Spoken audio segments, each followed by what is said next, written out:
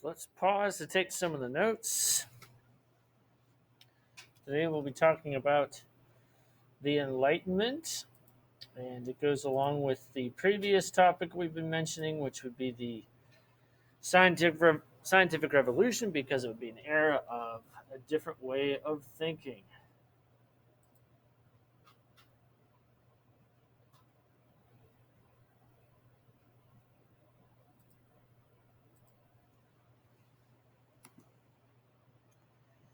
So hopefully everyone was to get through the AP4 philosophy assignment, to watching 2 of the videos and typing in the text box 10 facts for each and 5 interpretations. That was kind of a little bit of an introductory activity to the Enlightenment itself.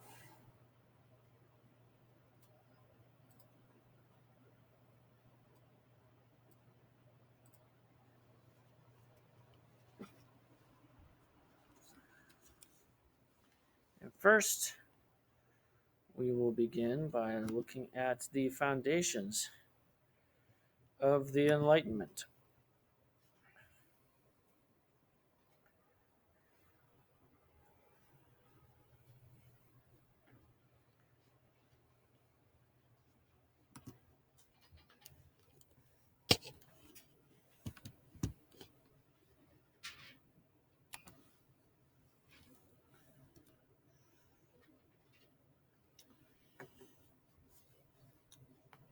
At the beginning of the Enlightenment, there was a concern over unchecked authority. Some would say tyrannical government. There was also concern over the lack of toleration, even though after the 30 Years' War, Europe had resigned itself not to get involved in violent conflict within countries. Obviously, there was still discrimination against other types of faiths, even within Christianity, as we saw in the film Cromwell. There was also a yearning to point out the importance of law and reason.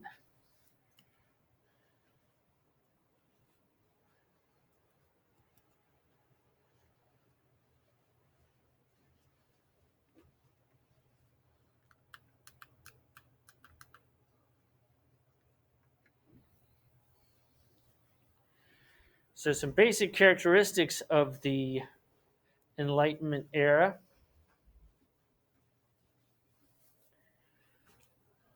One would be the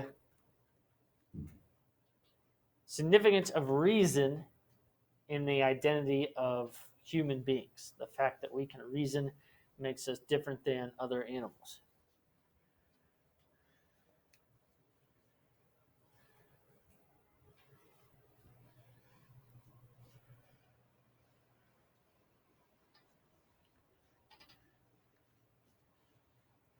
Also, another characteristic would be self-confidence. The fact that people could express their beliefs and do so passionately.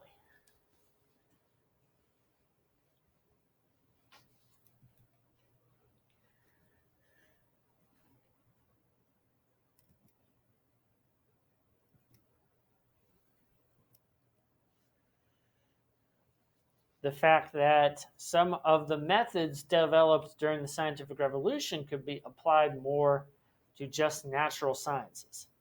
So instead of just math and biology and physics, they could also be applied, the rational method, to, for instance, studying people, how we govern ourselves, how we think and relate to each other.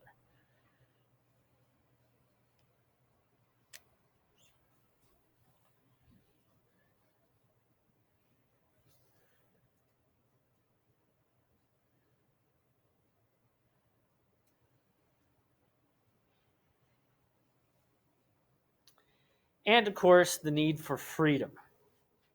The fact that if people didn't feel the ability to freely express themselves, we couldn't be exposed to different ideas, and therefore you can never come up with a truly rational debate or final conclusion. So they thought freedom was necessary for that to happen. And of course, there are many significant figures. Some of them are going to both be counted as part of the scientific revolution and part of the Enlightenment. But the Holy Trinity, supposedly, were Bacon, Newton, and Locke, whose pictures are up there at the bottom of the screen. So Bacon, that we've already mentioned, Newton, that we've already mentioned, and John Locke. And of course, Locke in this case is spelled with an E on the end.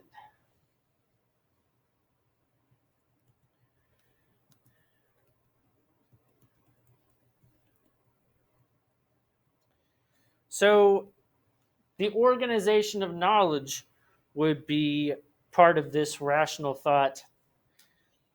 They wanted to use the scientific method to collect information and distribute it as much as possible.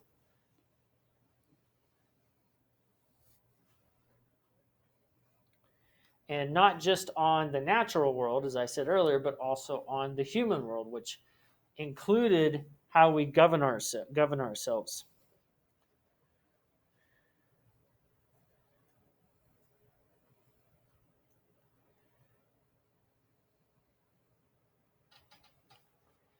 And many Enlightenment thinkers, even though quite a few would be from the middle class and upper class, they did believe that it was necessary for humanity to become better, for this knowledge to be widely distributed.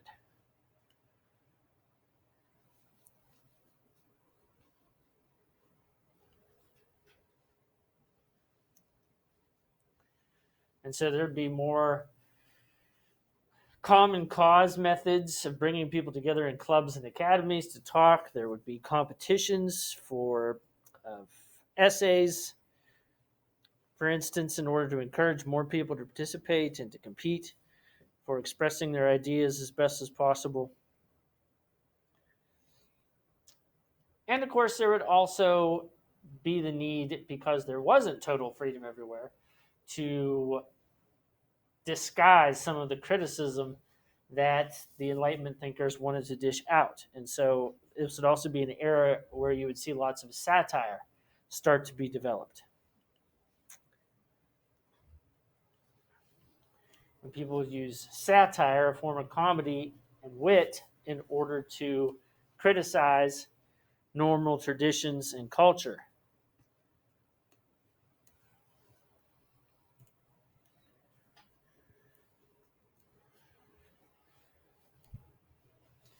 And some of the Enlightenment started in France, where people would be referred to as a philosophe, Philosophe.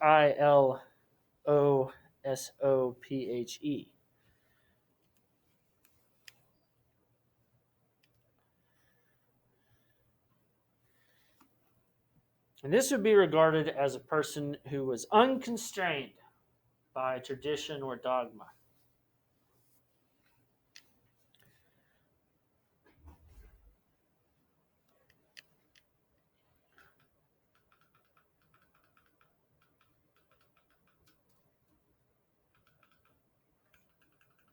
So first, let's look at Voltaire.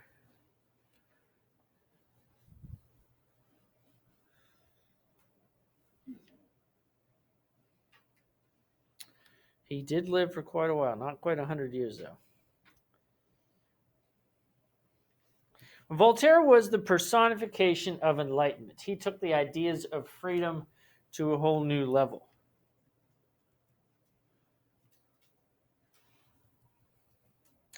And he proved he was willing to take great risks. Even though he had been educated by Jesuits, so a religious order, he did flaunt traditional ideas. And so earlier in his life, he was sent to the Bastille, which is a prison, for libel, which is writings that were malicious or harmful to others.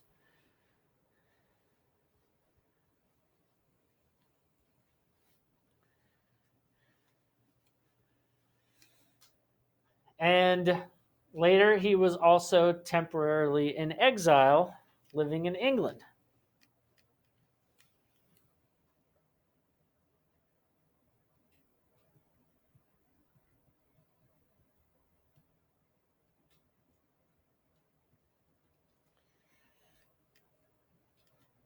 And there he developed a great admiration for the British system, even though obviously there are still some prejudices against Catholics and the Irish and the Scottish and so on. Compared to the rest of Europe, England was incredibly tolerant. There were multiple denominations of Christianity that existed there. Even though there was some prejudice against Catholics, they weren't being tried and executed like in other parts of the world where people would face opposition for just having a different set of beliefs. And he also liked the idea that they had developed a system of government where one ruler could not overpower or dictate how people should live their lives.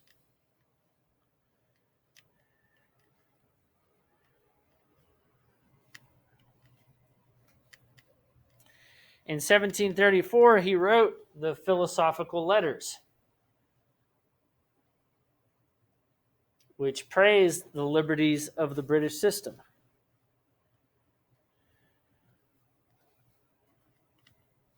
Not just some of the things I mentioned, but also the toleration of learning and science that occurred there.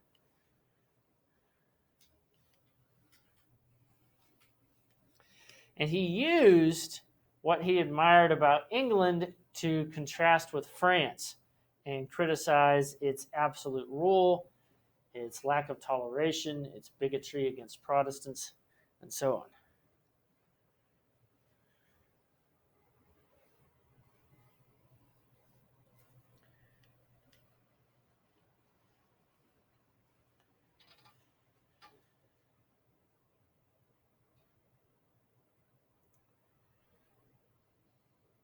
So he loathed religious bigotry and prejudice. He didn't oppose religion, though. He just thought it had been tainted by dogma. And even though he loved thought and debate, he believed that common sense and simplicity were also valuable. And so he was incredibly popular. Not necessarily back in France amongst some people, but even though he was incredibly critical of intolerant governments or tyrannical rulers, he also picked up correspondence, writing back and forth and visiting with people like Frederick of Prussia and Catherine the Great of Russia, rulers that weren't exactly known for their overwhelming tolerance.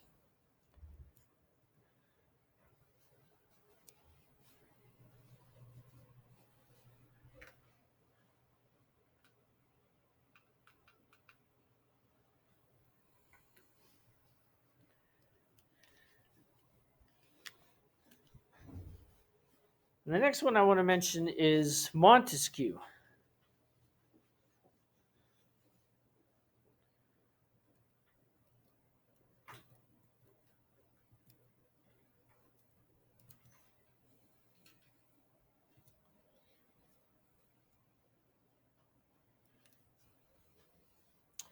And Montesquieu was even more embedded into official society. He was from a noble family. He inherited an estate. And he also served as a magistrate, so he even had an official position.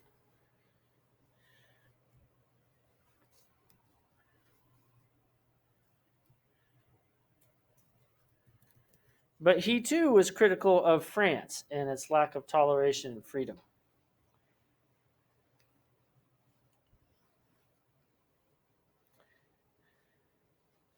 And in 1721, he wrote the Persian Letters.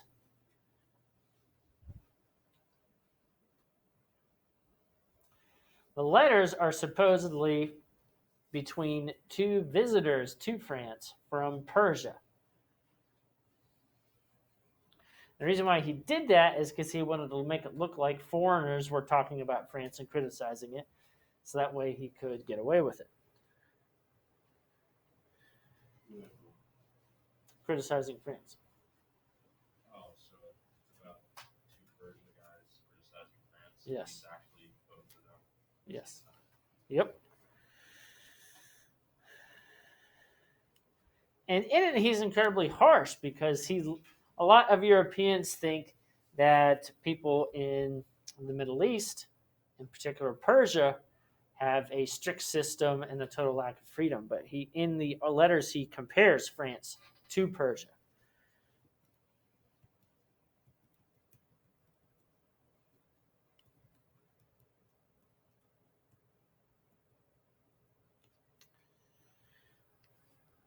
And in 1748, he writes The Spirit of Laws.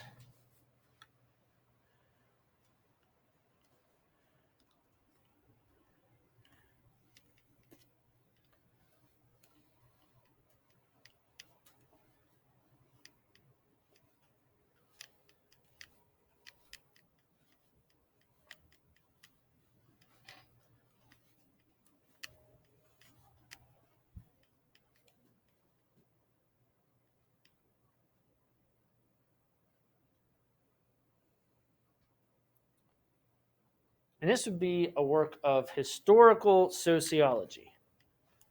So he is using evidence from history to compare societies. Historical sociology.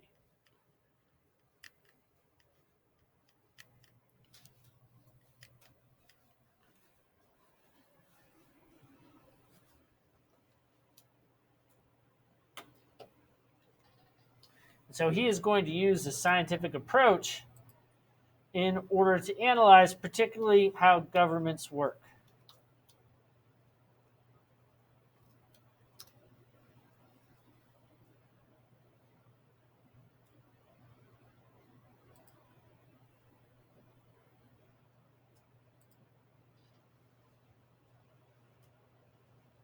And so, in looking at historical evidence, observing it, and coming to conclusions, he's going to be following an empirical approach, kind of like how Newton performed his studies.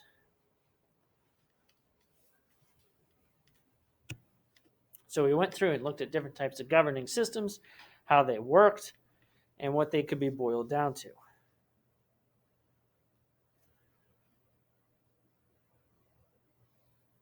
He wrote that republics were based on virtues, the fact that there are certain ideals of a representative government that exist.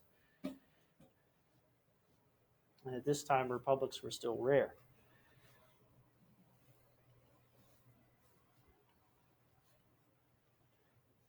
He wrote that monarchies are supposed to be based on honor. At least that's what they say. This high and noble family that is the protector of a country, finding its roots back in the old feudal system.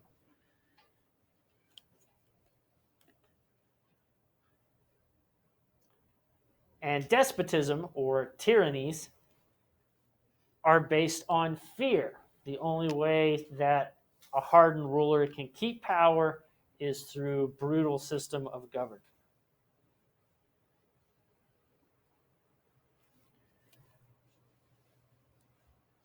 Just like Voltaire, he admired probably the most the British system. The fact that they, through some travesty like the English Civil War, had created a system of checks and balances.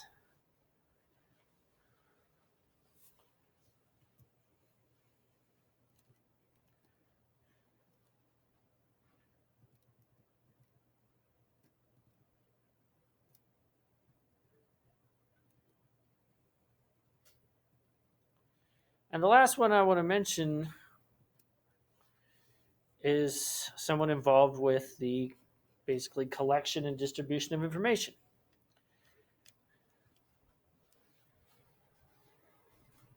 And the thing that we probably take for granted today, but was actually a new formation that he helped create. Whoops. And that would be Diderot, which is spelled Diderot,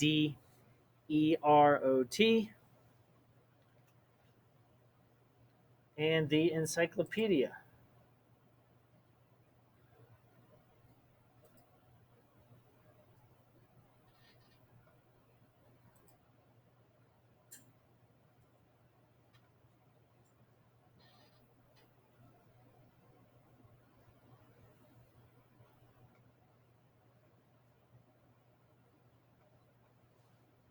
And we already know what an encyclopedia is. It's a vast compendium or collection of human knowledge.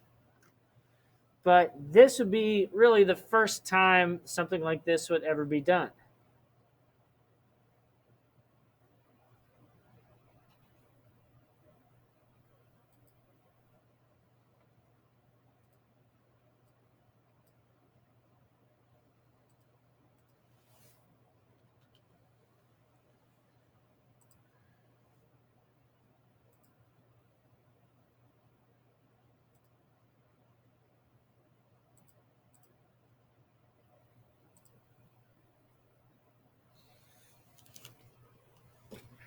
And it was quite a grand work of what the philosophers, were trying to accomplish.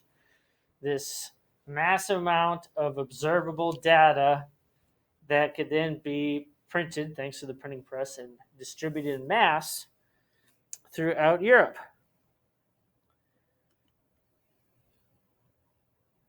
And in fact, the original work had 17 volumes of text and 11 volumes of illustrations. And it took them about 20 years to complete, with others' help, of course.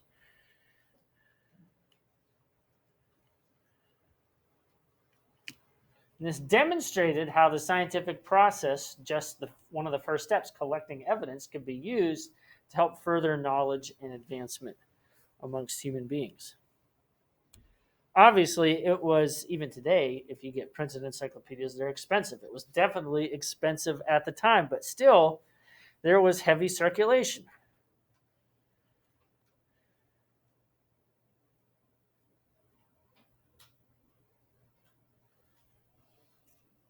Some governments banned it, though, because it gave access to certain information that some governments wanted to censor. But they usually did it under the guise that it promoted materialism, that selling these encyclopedias just promotes people buying things. And so they basically said it turned people into those that were greedy and materialistic. So that's the reason they used to ban it, although it was really just to limit information.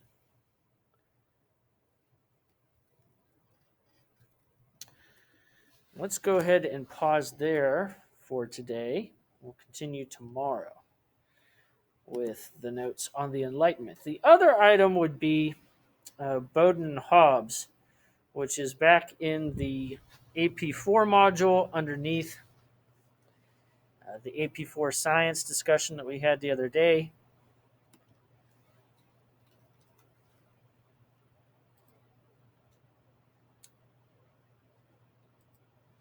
So if you click on that, you'll see there are 2 articles in this. You just need to highlight important points on the right and type 2 or 3 comments or questions per page on the left. And it should make a copy for you.